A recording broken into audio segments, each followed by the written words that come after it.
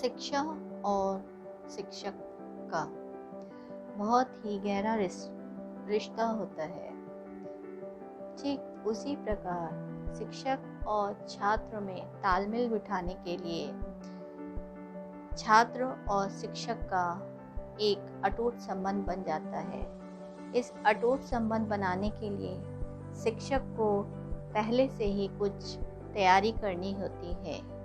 कक्षा में जाने से पूर्व उसे पहले पाठ योजना तैयार करनी पड़ती है।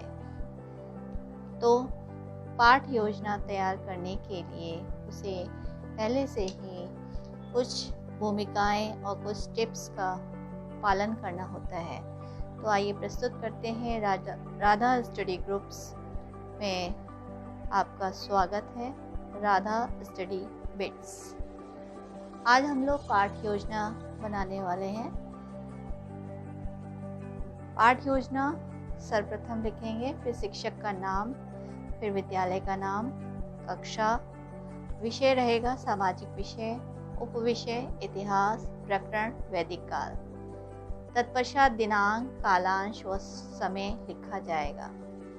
सामान्य उद्देश्य, जैसा कि सब लोग जानते ही हैं, बच्चों में इतिहास विषय के प्रति रुचि जागृत करना। दूसरा होगा बच्चों की मानसिक शक्तियों का विकास करना। तीसरा पॉइंट है बौद्धिक क्षमताओं का विकास करना, जिससे बच्चे ऐतिहासिक प्रमाणों की जांच कर सकें। चौथा है बच्चों में वैज्ञानिक एवं ऐतिहासिक दृष्टिकोण विकसित करना। पांचवा रहेगा बच्चों को वैदिक काल के बारे में अवगत कराना। विशिष्ट उद्देश्य, बच्चों का वैदिक काल के जीवन के बारे में बताना। दूसरा पॉइंट रहेगा बच्चों को आर्यों की भाषा के संबंध में अवगत कराना, बच्चों को वहाँ के जन जीवन के विषय में बताना। शिक्षण विधि रहेगी प्रश्नोत्तर विधि, स्पष्टीकरण का माध्यम और चार्ट का प्रदर्शन और पॉइंटर का यूज होगा। सहायक सामग्री में चॉक, डस्टर व श्यामपट्ट का उपयोग किया जाएगा। पूर्व ज्ञान, बच्चे सिंधु सभ्यता के विषय में ज्ञान रखते हैं। इसके पश्चात प्रस्तावना, क्रम संख्या, अध्यापक क्रिया व छात्र क्रिया। पहला प्रश्न होगा काल कितने होते हैं? तो बच्चे जवाब देंगे 3। काल के भेद बताओ, वर्तमान काल, भूतकाल और भविष्यकाल। काल का अर्थ क्या होता है? तो बच्चे बताएंगे समय। पाषाण काल क्या होता है? बच्चों का उत्तर होगा पत्थरों का समय। हिंदुओं के धार्मिक ग्रंथ क्या हैं? तो बच्चे उत्तर देंगे रामायण, पुराण, वेद। वेदों की संख्या कितनी है? बच्चों का उत्तर रहेगा 4। वैदिक काल के विषय में आप क्या जानते हो? ये एक समस्यात्मक प्रश्न बन जाएगा, चूंकि बच्चे मौन रहेंगे।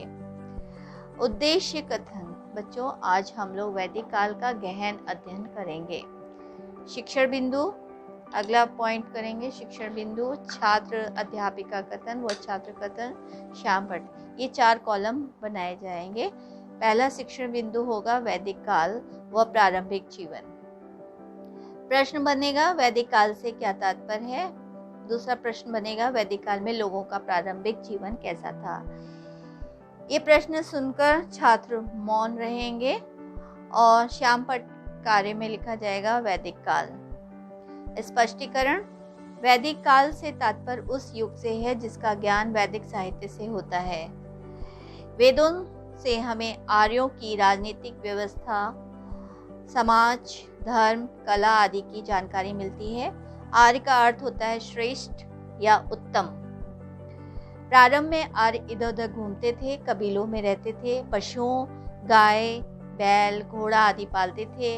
लगभग 1200 ईसा पूर्व से 1000 ईसा पूर्व तक आर्य सिंधु, सतलज, व्यास और सरस्वती नदी के किनारे बस गए थे। श्यामपट्टकार में लिखा जाएगा गाय, बैल, घोड़ा आदि पशुओं को पालते थे। दूसरा शिक्षण बिंदु रहेगा आर्य सभ्यता का प्रसार। प्रश्न बनेगा भारत में आर्य सभ्यता का प्रारंभ कहाँ से शुरू होता है।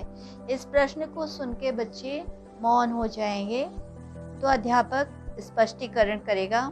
भारत में आर्य सभ्यता का प्रारंभ सप्त सैंधव प्रदेश से होता है। सप्त सैंधव प्रदेश में आर्य कहाँ से आए, इसको लेकर इतिहासकारों में मत है, भेद है। कुछ इतिहासकारों का कहना है कि आर्य बाहर से आए थे और बाहर से आकर ही यहाँ बसे थे, जबकि अनेक इतिहासकारों का कथन है कि आर्य मूलतः भारत के ही निवासी थे। श्याम पटकार में सप्त सैंधव 7 नदी सिंधु, रावी, झेलम, व्यास, चिनाब, सतलज, सरस्वती लिखा जाएगा। फिर अगला शिक्षण बिंदु होगा वेद। प्रश्न बनेगा हिंदू धर्म का धार्मिक ग्रंथ कौन सा है, तो बच्चे उत्तर देंगे रामायण, पुराण, वेद इत्यादि। दूसरा प्रश्न बनेगा वेद कितने हैं, तो बच्चों का जवाब रहेगा 4। वैदिक काल को कितने भागों में बांटा गया है। फिर टीचर स्पष्टीकरण करेगा वेद शब्द संस्कृत भाषा के वेद शब्द से बना है। इसका अर्थ होता है जानना। वेदों को 4 भागों में बांटा गया है, ऋग्वेद, यजुर्वेद, सामवेद व अथर्ववेद। श्याम पटकार में होगा सामवेद में भारतीय संगीत के सप्त स्वर स, रे, ग, म का वर्णन है। ऋग्वेद सबसे प्राचीन वेद है। इसमें विभिन्न देवताओं को संबोधित प्रार्थनाएं हैं जिन्हें ऋचा कहा जाता है। इसमें 10 भाग हैं जिन्हें मंडल कहते हैं। प्रसिद्ध गायत्री मंत्र ऋग्वेद से लिया गया है। यजुर्वेद यज्ञों तथा उसे करने की विधि का वर्णन है। वैदिक काल को 2 भागों में विभाजित किया गया है। ऋग्वेद काल लगभग 1500 ईसा पूर्व से लेकर 1000 ईसा पूर्व तक था और उत्तर वैदिक काल जो था वो लगभग 1000 ईसा पूर्व से 600 ईसा पूर्व तक था। अथर्ववेद में जादू टोने, मानव तंत्र, मंत्र तंत्र का वर्णन है और छात्र सुनाएंगे गायत्री मंत्र जिसमें वो बताएंगे ओम भूर्भुवः स्वः तत्सवितुर्वरेण्यं भर्गो देवस्य धीमहि धियो यो न प्रचोदयात्। अगला शिक्षण बिंदु होगा वैदिक कालीन समाज। छात्र अध्यापिका कथन। प्रश्न बनेगा वैदिक कालीन समाज कितने भागों में बटा था। बच्चों का उत्तर होगा 4। स्पष्टीकरण वैदिक कालीन समाज का आधार परिवार था। परिवार का वरिष्ठ पुरुष सदस्य इसका मुखिया होता था जिसको गृहपति कहा जाता था। आरंभ में आर्य 3 वर्णों में विभाजित थे, राजा, पुरोहित तथा अन्य जन।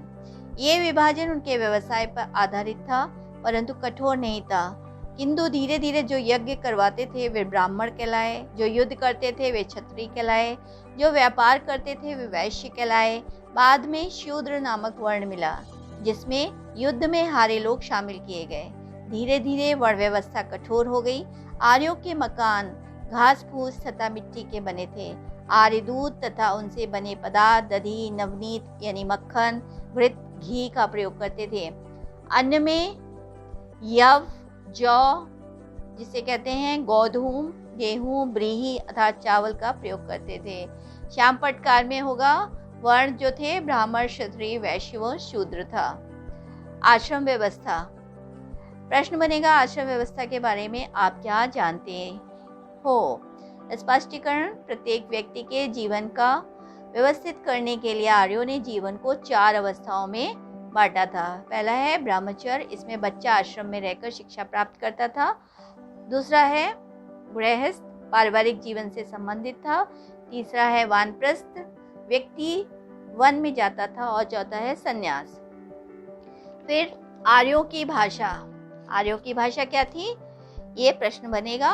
स्पष्टीकरण में इंडो यूरोपियन परिवार की भाषा जो थी वो संस्कृत थी। श्याम पटकार में संस्कृत लिखा जाएगा। इसके बाद अगला शिक्षण बिंदु होगा शिक्षा। प्रश्न बनेगा विद्यार्थी शिक्षा कहाँ से प्राप्त करते थे, तो बच्चे उत्तर देंगे गुरुकुल। स्पष्टीकरण में बच्चे गुरुकुल में रहकर शिक्षा प्राप्त करते थे। वेदों के साथ गणित अर्थात मैथ्स, ज्यामिति अर्थात ज्योमेट्री, ज्योतिषी अर्थात एस्ट्रोलॉजी, भूगोल अर्थात ज्योग्राफी, सैन्य विज्ञान यानी आर्मी से संबंधित साइंस तथा शिल्प आदि की शिक्षा दी जाती थी। पशुपालन नेक्स्ट शिक्षण बिंदु रहेगा। प्रश्न होगा आर्यों का पशुपालन क्या था। स्पष्टीकरण में प्रारंभ में आर्य पशु पालते थे। गाय तथा बैल व्यक्ति की संपत्ति माने जाते थे। गाय का प्रयोग पवित्र पशु के रूप में किया जाता था। वेदों में इसे अधन्या कहा जाता था। बच्चों का उत्तर गाय बैल होगा पशुओं में, और श्यामपटकार में अधन्या लिखा जाएगा। कृषि के यंत्र क्या थे, ये प्रश्न बनेगा। स्पष्टीकरण जनसंख्या वृद्धि के कारण वे अपनी आवश्यकताओं की पूर्ति के लिए कृषि पर ध्यान दिया करते थे। आर्य अब गंगा यमुना के दोआब क्षेत्र में बसने लगे थे। इन्होंने जंगल काटकर कृषि योग्य भूमि बनाई। वे जौ, गेहूं, धान, दाल आदि उगाने लगे। विज्ञान एवं प्रौद्योगिकी अगला पॉइंट होगा। विज्ञान एवं प्रौद्योगिकी अर्थात साइंस एवं टेक्नोलॉजी। आर्यों को सूर्य, चंद्रमा, पृथ्वी एवं नक्षत्रों की गतियों का ज्ञान था। वे ज्यामिति आकृति से परिचित थे। अगला प्रश्न बनेगा ऋग्वैदिक काल व उत्तर वैदिक काल में अंतर बताएं।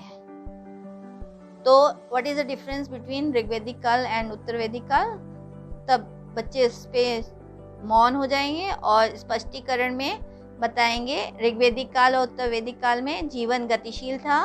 राजा का पद वंशानुगत नहीं था। वर्ण व्यवस्था नहीं थी। और लास्ट पॉइंट होगा पशुपालन मुख्य व्यवसाय था। इसी प्रकार उत्तर वैदिक काल में जीवन स्थायी हो गया था। राजा का पद वंशानुगत हो गया था। वर्ण व्यवस्था विकसित हो गई थी। कृषि मुख्य व्यवसाय हो गया था। इसके बाद बनेगा बोध प्रश्न। पहला प्रश्न बनेगा वैदिक काल का समय क्या था। दूसरा प्रश्न वैदिक काल का क्या अर्थ होता है। वैदिक कालीन समाज कितने भागों में बटा था। चौथा प्रश्न होगा आर्यों की भाषा क्या थी। मूल्यांकन प्रश्न में वैदिक कालीन शिक्षा व्यवस्था का वर्णन कीजिए। दूसरा होगा ऋग्वैदिक कालीन व उत्तर वैदिक काल में अंतर बताओ। निरीक्षण कार्य जब छात्र श्यामपट से कार्य अपनी उत्तर पुस्तिका में उतारेंगे तब अध्यापक कक्षा में घूम घूम कर निरीक्षण छात्रों के कार्य का करेंगे। गृह कार्य हेतु आश्रम व्यवस्था के बारे में विस्तृत रूप में लिखिए। यही वैदिक काल की सभ्यता का पाठ्य योजना बनेगी।